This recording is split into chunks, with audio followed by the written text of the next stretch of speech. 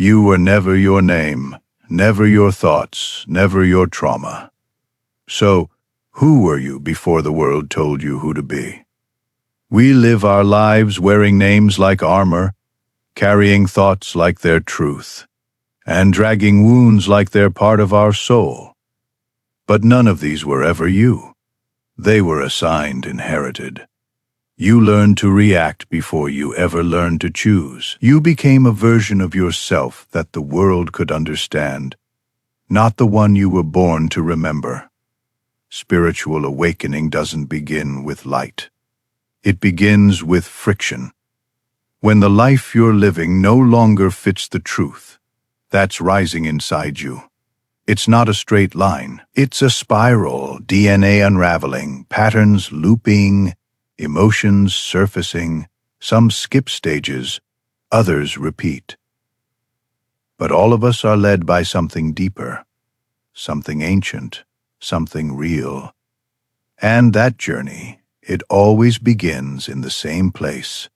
Unconsciousness, the trance of the ego, the sleepwalk of identity. The moment when you still believe your thoughts are you, that your feelings are truth, that life is happening to you, not through you. You react, you defend, you suffer, and you don't know why.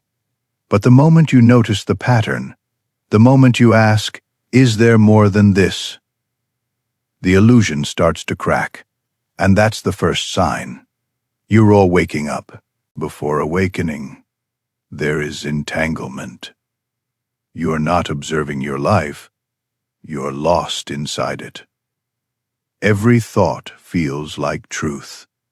Every emotion feels like fact. You defend without thinking. You blame without questioning. You suffer and call it destiny. A world where your identity is glued to your experiences, where trauma becomes personality, and where your story becomes your cage. In this stage, there's no space between you and your reaction, no pause, no breath, no awareness.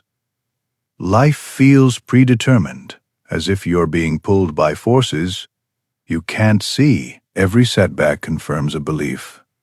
I have no control. And so you shrink, defend, lash out, or numb out. The ego doesn't ask if you're happy.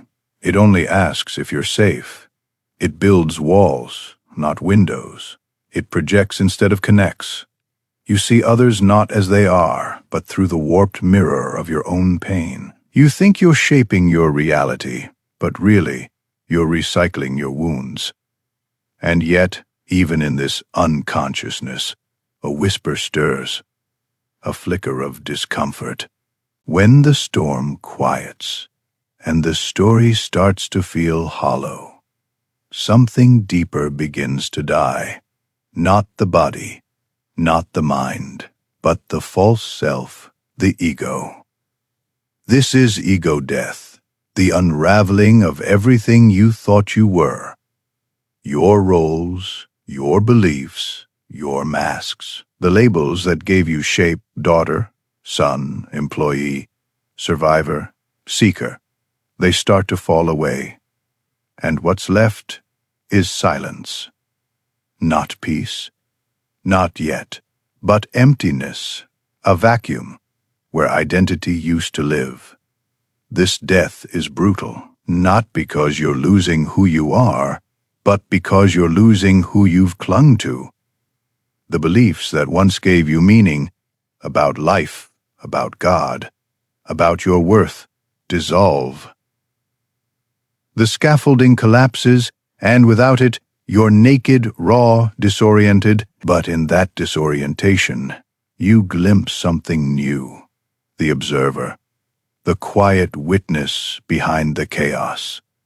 The part of you that doesn't react, doesn't judge, just sees. For the first time, you realize you are not your thoughts. You are not your pain. When the ego dissolves, a question rises from the ashes. If I'm not who I thought I was, then who am I? This is the beginning of the search. You're no longer content with surface answers. You stop chasing distractions. You start chasing meaning. The world that once felt solid begins to feel symbolic. You look at your life and wonder if it was ever yours to begin with. You crave something deeper, something real, so you begin to explore. You read the books, you watch the videos, you listen to the voices that echo the ache inside you. You meditate, you pray. You sit with questions too big for language, not because you need perfect answers, but because you can no longer ignore the longing. Why am I here? What is this all for? Who was I before the conditioning? The search isn't logical. It's spiritual. It burns in the chest, not the mind. You're not looking for facts.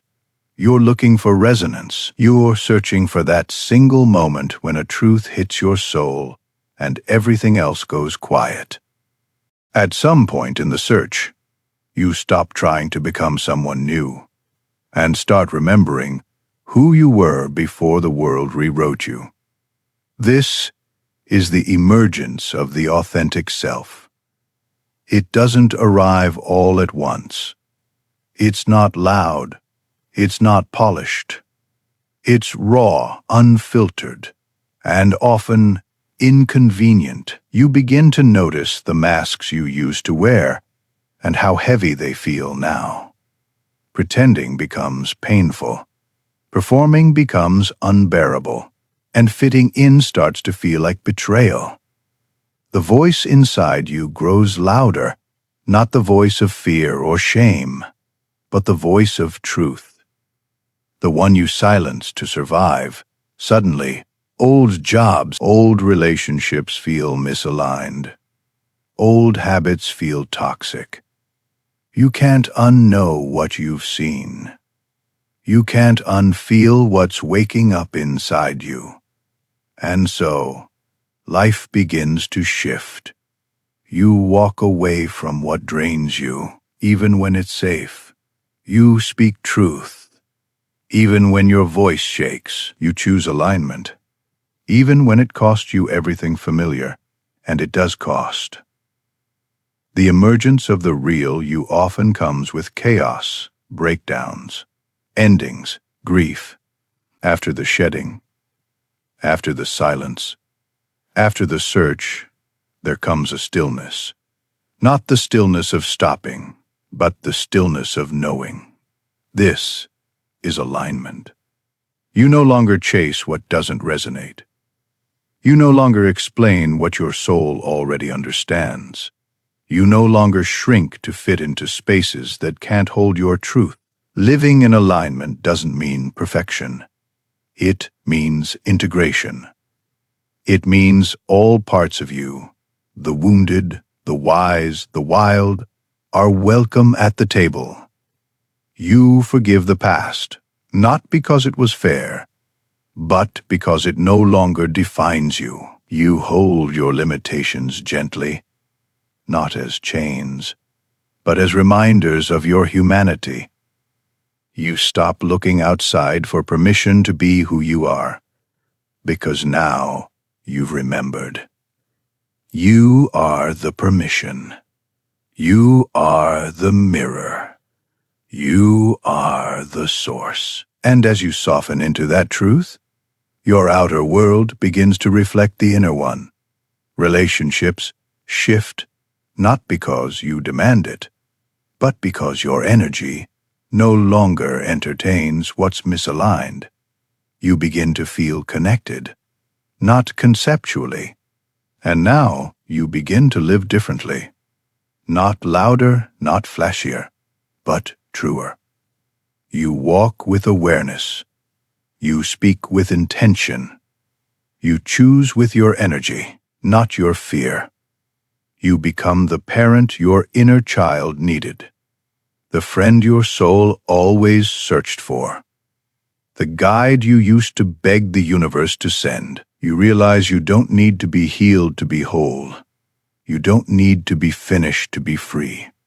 The dark parts, the soft parts, the scared parts, they're not obstacles. They're invitations to hold yourself with more compassion. To hold others with more grace. Alignment is not the end of the journey.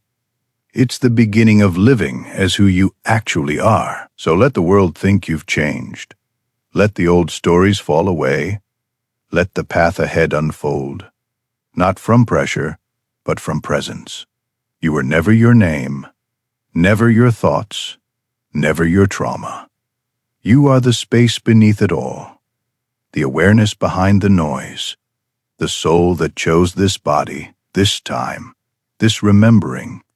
You're not becoming something, you're returning to what's always been true.